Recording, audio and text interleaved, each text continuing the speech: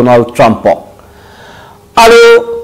শেহতীয়াকৈ যি চৰ্চা লাভ কৰি আছে ইউক্ৰেইন আৰু ৰাছিয়াৰ মাজত যুদ্ধবিৰতিৰ প্ৰসংগ আৰু দীৰ্ঘদিনীয়া এই যুদ্ধৰ অৱসান ঘটোৱাৰ বাবে যি ব্যৱস্থা গ্ৰহণ কৰিছিলে ভাৰতৰ প্ৰধানমন্ত্ৰী নৰেন্দ্ৰ মোদী আৰু মাৰ্কিন ৰাষ্ট্ৰপতি ডোনাল্ড ট্ৰাম্পে সেইবাবে এতিয়া পুতিনে ধন্যবাদ জ্ঞাপন কৰিছে দুইগৰাকী ৰাষ্ট্ৰনেতাক সমান্তৰালকৈ আন কেইবাজনো ৰাষ্ট্ৰনেতাকো ধন্যবাদ জনাইছে এতিয়া পুতিনে নমস্কাৰ মই মিডিয়ালৈ স্বাগতম জনাইছো নিউজ 18 অসম নৰ্থ ইষ্টৰ ডিজিটেল লাইভলৈ আৰু আন্তঃৰাষ্ট্ৰীয় ৰাজনীতিৰ এটা অতি গুৰুত্বপূৰ্ণ খবৰ যে শেহতীয়াকৈ যি ৰাছিয়া আৰু ইউক্ৰেইনৰ মাজত যুদ্ধ চলি আছে তাৰ ফলত সমগ্ৰ বিশ্ব এটা শংকিত হৈ থাকিবলগীয়া হৈছে সমগ্ৰ বিশ্ব এতিয়া বিভিন্ন সময়ত শংকা বাঢ়ি গৈছে যে তৃতীয় বিশ্বযুদ্ধ হ'বলৈ গৈ আছে নেকি এই যুদ্ধৰ অৱসান বিচাৰি এতিয়া বিভিন্ন ৰাষ্ট্ৰ নেতাই বিভিন্ন পদক্ষেপ গ্ৰহণ কৰিছে আৰু তাৰ মাজতে শেহতীয়াকৈ দেখা গ'ল যে হোৱাইট হাউচলৈ মাতি আনি যিদৰে ডোনাল্ড ট্ৰাম্পে এক প্ৰকাৰ ধমক দিলে ইউক্ৰেইনৰ ৰাষ্ট্ৰপতিক তাৰ পিছত জেলেনস্কিক যিদৰে ধমক দিলে তাৰ পিছতে এতিয়া ইউক্ৰেইনে এই যুদ্ধবিৰতি প্ৰস্তাৱত সন্মতি জনাইছে তাৰ সমান্তৰালকৈ আমেৰিকাই যি যুদ্ধবিৰতি প্ৰস্তাৱ দিছে তাত ৰাছিয়াৰ ৰাষ্ট্ৰপতি ভ্লাদিমিৰ পুতিনেও তাত সন্মতি জনাইছে কিন্তু এতিয়াও স্পষ্ট হোৱা নাই এই ৰাছিয়া ইউক্ৰেইনৰ যুদ্ধ সাময়িকভাৱে বন্ধ হ'বনে নহয় সেয়া কিন্তু এতিয়াও স্পষ্ট হোৱা নাই তাৰ মাজতে ইউক্ৰেইনে যেতিয়া আমেৰিকাৰ যি হেঁচা তাত সেৱা মানি যেতিয়া এই যুদ্ধবিৰতি চুক্তি স্বাক্ষৰ কৰিব বুলি জনালে তাৰ পিছতো কিন্তু ৰাছিয়াই ধাৰাবাহিক আক্ৰমণ চলোৱা পৰিলক্ষিত হৈছে ইউক্ৰেইনৰ ওপৰত ক্ষেপণাস্ত্ৰৰে ওৰে নিশা ইউক্ৰেইনৰ ওপৰত আক্ৰমণ চলাইছে ৰাছিয়াই আৰু তেনে সময়তে এই যি শান্তিৰ প্ৰচেষ্টা লোৱাৰ বাবে এতিয়া প্ৰধানমন্ত্ৰী নৰেন্দ্ৰ মোদী আৰু আমেৰিকাৰ ৰাষ্ট্ৰপতি ডোনাল্ড ট্ৰাম্প সহ কেইবাজনো ৰাষ্ট্ৰপ্ৰধানক ধন্যবাদ জ্ঞাপন কৰিছে পুতিনে আৰু শেহতীয়াকৈ দেখা গৈছে যে এই যুদ্ধ দীৰ্ঘদিনৰ পৰা অব্যাহত হৈ আছে কিন্তু আমেৰিকাই এই ক্ষেত্ৰত এই যুদ্ধ ওৰ পেলাবলৈ যি ধৰণে চেষ্টা কৰিছে তথাপিও কিন্তু এতিয়াও সেই বিষয়সমূহ তেনেদৰে স্পষ্ট হোৱা নাই আৰু যদিও আমেৰিকাই যুদ্ধবিৰতিৰ প্ৰস্তাৱত ৰাছিয়াই সন্মতি জনাইছে তথাপি ৰাষ্ট্ৰপতি ভ্লাদিমিৰ পুতিনে ইয়াক কেনেকৈ কাৰ্যকৰী কৰা হ'ব সেই সম্পৰ্কে বহু প্ৰশ্ন উত্থাপন কৰিছে কিছু চৰ্তও বান্ধি দিয়া পৰিলক্ষিত হৈছে অৱশ্যে ৰাছিয়া ইউক্ৰেইনৰ যুদ্ধৰ অন্ত পেলোৱাৰ বাবে যি মনোযোগ দিছে যি নিজৰ বহুমূলীয়া সময় ব্যয় কৰিছে তাৰ বাবে এতিয়া আমেৰিকাৰ ৰাষ্ট্ৰপতি তথা ভাৰতৰ প্ৰধানমন্ত্ৰী মোদীক ধন্যবাদ জনাইছে ভ্লাদিমিৰ পুতিনে বৃহস্পতিবাৰে পুতিনে কয় যে ইউক্ৰেইন সমস্যাৰ সমাধানৰ কথা চিন্তা কৰাৰ বাবে প্ৰথমে আমেৰিকাৰ ৰাষ্ট্ৰপতিক ধন্যবাদ জনাইছো বহুতে আমাৰ এই সমস্যা সমাধানৰ বাবে কাম কৰিছে আৰু ভাৰতৰ প্ৰধানমন্ত্ৰী চীনৰ ৰাষ্ট্ৰপতি তথা ব্ৰাজিল আৰু দক্ষিণ আফ্ৰিকাৰ ৰাষ্ট্ৰপতিসকলে এই বিষয়ত বহুখিনি সময় অতিবাহিত কৰিছে সময় খৰচ কৰিছে নিজৰ বহুমূলীয়া সময় আমি তেওঁলোকৰ প্ৰতি কৃতজ্ঞ এই এক বিবৃতি প্ৰকাশ কৰিছে ভ্লাদিমিৰ পুতিনে আৰু 2022 চনৰ ফেব্ৰুৱাৰী মাহতে আৰম্ভ হৈছিল কিন্তু এই ইউক্ৰেইন আৰু ৰাছিয়াৰ যুদ্ধ আৰু তাৰ পিছৰে পৰা যুদ্ধ শেষ হোৱাৰ কোনো নাম লোৱা নাই খুব এখন সুন্দৰ ৰাষ্ট্ৰ আছিল ইউক্ৰেইন এখন সৰু ৰাষ্ট্ৰ কিন্তু তাৰ যি সুন্দৰতা আছিল সেই সুন্দৰতাই যেন সেই ৰাষ্ট্ৰখনৰ মূল সম্পদ আছিল বিভিন্ন সিনেমাৰ তাত শুটিংৰ বাবে বহু দূৰৰ প্ৰযোজক তাত পৰিচালক তালে গৈছিল আৰু তাত সেইটোৱে তেওঁলোকৰ মূল এক প্ৰকাৰ দেশৰ আহৰণস্থলী আছিল তাৰ সমান্তৰালকৈ কিন্তু ইউক্ৰেইন খনিজ সম্পদতো চহকী কৃষি ক্ষেত্ৰতো চহকী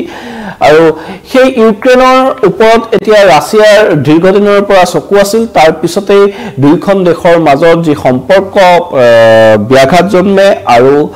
তাৰ পিছতে 2022 চনৰ পৰা এই পৰ্যন্ত যুদ্ধ অব্যাহত আছে কিন্তু সৰু দেশ হিচাপে তুলনামূলকভাৱে ৰাছিয়াৰ ওচৰত যথেষ্ট শক্তিশালীভাৱে জেলেনস্কি এতিয়াও থিয় হৈ আছে আৰু এই ক্ষেত্ৰত আমেৰিকাই কিন্তু এটা যেন হাফ হৈ যাইছে বেজ হৈ খুটিছে তেনেকুৱা এটা ভূমিকা লৈছে আমেৰিকাৰ আৰ্থিক সাহায্য যুদ্ধ সাহায্যৰ বাবেই আজি কুপতি জেলেনস্কিয়ে ৰাছিয়াৰ সন্মুখত মূৰ দাঙি থাকিবলৈ সক্ষম হৈছে আৰু সেই যুদ্ধ সাহায্য বন্ধ কৰি দিয়াৰো শেহতীয়াকৈ ডোনাল্ড ট্ৰাম্পে হুংকাৰ দিছিল তেওঁ যুদ্ধ শেষ কৰাৰ বাবে তেওঁ আহ্বান জনাইছিল আৰু তাত দুইজন ৰাষ্ট্ৰপ্ৰধানৰ মাজত ইউক্ৰেইন আৰু আমেৰিকাৰ ৰাষ্ট্ৰপ্ৰধানৰ মাজত কথাৰ কটাকটি হৈছিল এক প্ৰকাৰ তাৰ পিছত ক্ষুণ্ণ হৈ ইউক্ৰেইনলৈ যি সাহায্য প্ৰদান কৰি আছিল সেই সাহায্য বন্ধ কৰাৰ ঘোষণা কৰিছিল ডোনাল্ড ট্ৰাম্পে তাৰ পিছত বাধ্য হৈ ভলোদিমিৰ জেলেনস্কিয়ে যি যুদ্ধবিৰতি চুক্তি সেই যুদ্ধবিৰতি চুক্তিত স্বাক্ষৰ কৰাৰ কথা ঘোষণা কৰাৰ পিছত পুনৰ আমেৰিকাই সেই ইউক্ৰেইনলৈ সাহায্য দিয়াৰ কথা ঘোষণা কৰিছে আৰু তাৰ মাজতে কিন্তু এতিয়া দুইজন ৰাষ্ট্ৰ আমেৰিকাৰ যি যুদ্ধবিৰতিৰ প্ৰস্তাৱ আছে সেই যুদ্ধবিৰতি প্ৰস্তাৱলৈ সঁহাৰি জনাইছে পুতিনে কিন্তু এই যুদ্ধবিৰতি কেনেদৰে কাৰ্যকৰী কৰা হ'ব সেই সন্দৰ্ভত বহুকেইটা প্ৰশ্ন বহুকেইটা চৰ্ত আৰোপ কৰিছে পুতিনে আৰু সেই চৰ্ত আৰোপ কৰি এই দুইখন দেশৰ সমস্যা সমাধানৰ বাবে যিদৰে বহুখিনি সময় বহু কষ্ট কৰিছে ভাৰতৰ প্ৰধানমন্ত্ৰী নৰেন্দ্ৰ মোদী চীনৰ ৰাষ্ট্ৰপতি জিনপিং তথা দক্ষিণ আফ্ৰিকা আৰু ব্ৰাজিলৰ ৰাষ্ট্ৰপ্ৰধানকে ধৰি আমেৰিকাৰ ৰাষ্ট্ৰপতি এই সকলো কেইজন ৰাষ্ট্ৰনেতাক ধন্যবাদ জনাইছে এতিয়া পুতিনে আৰু শেহতীয়াকৈ মোদীয়ে পুতিনৰ সৈতে ফোনযোগে কথা পতাৰ উপৰি ইউক্ৰেইনৰ ৰাষ্ট্ৰপতি ভলোদিমিৰ জেলেনস্কিৰ সৈতেও ফোনযোগে কথা পাতিছিল আৰু এই প্ৰেক্ষাপটত পুতিনে মোদীক ধন্যবাদ জনোৱাটো বহুত তাৎপৰ্যপূৰ্ণ বুলি কিন্তু বিবেচিত হৈছে এক আন্তঃৰাষ্ট্ৰীয় ৰাজনীতিত যেন এক গভীৰ চাপ পেলাবলৈ সক্ষম হৈছে মোদী সেই কথা ইয়াৰ পৰাই প্ৰতিপন্ন হৈছে আৰু দেখা গৈছে যে মোদীয়ে বিগত সময়ত দুইখন দেশ ভ্ৰমণ কৰিছিল আৰু ফোন যোগেও তেওঁ কথা হৈছিল ৰাষ্ট্ৰপতি পুতিন তথা ইউক্ৰেইনৰ ৰাষ্ট্ৰপতি জেলেনস্কিৰ সৈতে আৰু সেই তাৰ পিছতে এতিয়া পুতিনে মোদীক ধন্যবাদ জনোৱাটো যথেষ্ট তাৎপৰ্যপূৰ্ণ বিবেচিত হৈছে আৰু এইখিনি যদি আমি ক'বলৈ যাওঁ যে এই সমগ্ৰ যুদ্ধৰ বিষয়টোত ভাৰতে কিন্তু নিজৰ এক সুকীয়া স্থিতি এক একক স্থিতি প্ৰথমৰ পৰা লৈ আহিছে আৰু আমেৰিকা তথা মানে বিভিন্ন ভূ ৰাজনৈতিক পৰিস্থিতি ইয়াত ক্ৰিয়া কৰে এই সমগ্ৰ বিষয়টোক লৈ তথাপিতো কিন্তু দিল্লীয়ে এক সুষম কূটনীতিৰে এই সমগ্ৰ বিষয়টো লৈ যাবলৈ সক্ষম হৈছে আমেৰিকাই হওক বা পশ্চিমীয়া বিশ্বৰ হেঁচাত এই পৰ্যন্ত কিন্তু দিল্লীয়ে নতি স্বীকাৰ কৰা নাই তেওঁলোকৰ হেঁচা কেতিয়াও মানি লোৱা নাই আৰু মস্কোৰ সৈতে ভাৰতে সুসম্পৰ্ক অক্ষুণ্ণ ৰাখিছে আমেৰিকা তথা ইউৰোপীয় ৰাষ্ট্ৰ পশ্চিমীয়া বিশ্বৰ যি হেঁচা প্ৰদান কৰিছিলে সেই সময়ত বহুতো ৰাষ্ট্ৰই আৰু বিশেষকৈ এখন উন্নয়নশীল ৰাষ্ট্ৰ হিচাপে ভাৰতে তেওঁলোকৰ সকিয়নি তেওঁলোকৰ দাবী মানি ল'ব লাগিছিল কিন্তু আজি ভাৰত যেন এক পৃথক এক অনন্য ভাৰত সেই কথা প্ৰধানমন্ত্ৰী মোদীয়ে এক প্ৰকাৰ প্ৰমাণ কৰিবলৈ সক্ষম হৈছে আৰু নিজস্ব কূটনৈতিক নীতিৰে এক প্ৰকাৰ সাপো নমৰক লাঠিও নাভাগক নীতিৰে এই সমগ্ৰ বিষয়টো আগবঢ়াই নিছে আৰু যি পশ্চিমীয়া বিশ্বৰ হেঁচা আমেৰিকাৰ হেঁচা সেই হেঁচাৰ বিপৰীতে কিন্তু মস্কোৰ সৈতে প্ৰধানমন্ত্ৰী মোদীয়ে ভাল সম্পৰ্ক ৰক্ষা কৰি যোৱা পৰিলক্ষিত হৈছে কিছুদিন পূৰ্বে হোৱাইট হাউচত যেতিয়া ডোনাল্ড ট্ৰাম্পৰ সৈতে বৈঠক হৈছিল প্ৰধানমন্ত্ৰী মোদীৰ সেই বৈঠকতো কিন্তু ট্ৰাম্পক ভাৰতৰ স্থিতি বুজাই দিওঁতে মোদীয়ে কৈছিল যে ভাৰত নিৰপেক্ষ নহয় ইউক্ৰেইনৰ ৰাছিয়াৰ যুদ্ধক লৈ দুইজন ৰাষ্ট্ৰনেতাৰ মাজত যেতিয়া আলোচনা হৈছিল তেতিয়াও যথেষ্ট নিজৰ শক্তিশালী যি স্থিতি সেই স্থিতি প্ৰকাশ কৰি ডোনাল্ড ট্ৰাম্পৰ আগত মোদীয়ে কৈছিল যে আমাৰ স্থিতি নিৰপেক্ষ নহয় আমি শান্তিৰ পক্ষত আছো আৰু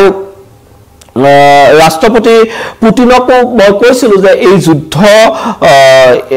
এইটো যুদ্ধৰ সময় নহয়, এতিয়া যুদ্ধ কৰি থাকিব নালাগে, যুদ্ধ পৰিত্যাগ কৰিব লাগে। এনেধৰণৰ কথা যে পুতিনক প্ৰধানমন্ত্ৰীয়ে মোদীয়ে কৈছিল, সেই কথাও ডোনাল্ড ট্ৰাম্পৰ আগত তেওঁ ব্যক্ত কৰিছিল। এক কথাত যি বলিষ্ঠ কূটনৈতিক নীতি প্ৰধানমন্ত্ৰী মোদীৰ, সেই কথা পুনৰ এবাৰ স্পষ্ট হৈ পৰিছে। তেওঁ এতিয়া আজিৰ ভাৰতে যে সহজে কাৰো ওচৰত নতশিৰ নকৰে, সেই কথা এক প্ৰকাৰ এই ঘটনাই স্পষ্ট কৰি দিছে। আৰু সেইবাবে হয়তো এতিয়া ৰাষ্ট্ৰপতি পুতিনে, ভ্লাদিমিৰ পুতিনে, ৰাছিয়াৰ ৰাষ্ট্ৰপতি, আন ৰাষ্ট্ৰনেতাৰ সৈতে প্ৰধানমন্ত্ৰী মোদীকো যে ধন্যবাদ জনাইছে, এই ঘটনাই যথেষ্ট তাৎপৰ্য বহন কৰিছে। কিন্তু এই সমগ্ৰ বিশ্ব দীৰ্ঘদিনে উৎকণ্ঠিত হৈ থকা এই যুদ্ধৰ অৱসান কেতিয়া হ'ব, তাৰ বাবে হয়তো আমি কিছু বাট চাব লাগিব। আৰু এই ক্ষেত্ৰত দেখা গৈছে যে জেলেনস্কিয়েও কিন্তু যুদ্ধবিৰতিৰ কথা ঘোষণা কৰিলেও, আমেৰিকাৰ হেঁচাত আহি যুদ্ধবিৰতিৰ কথা ঘোষণা কৰিলেও পুতিনক এতিয়ালৈকে খোজ মাৰিবলৈ এৰা নাই। জেলেনস্কিয়েও কৈছে যে পুতিনে যুদ্ধ চলাই যোৱাটোৱে বিচাৰে, কিন্তু আমেৰিকাৰ আগত মুখ খুলি সেই কথা ক'বলৈ সাহস নাই পুতিনৰ। এক প্ৰকাৰ যেন খোজ মাৰি উচটোৱাৰ চেষ্টা চলাইছে পুতিনক জেলেনস্কিয়ে। এনেসমূহ যি বিষয় চলি আছে তাৰ মাজত এই যুদ্ধৰ পৰিণতি কি হ'বগৈ, এই যুদ্ধ কেতিয়ালৈ অন্ত পৰিব নে পুনৰ যুদ্ধই ভয়াৱহ ৰূপ ধাৰণ কৰিব, তাৰ বাবে হয়তো সমগ্ৰ বিশ্বই কিছুদিন বাট চাব লাগিব। এই মুহূৰ্তত মই মৃদু পৱনে ধন্যবাদ জনাইছোঁ, বিদায় লৈছোঁ।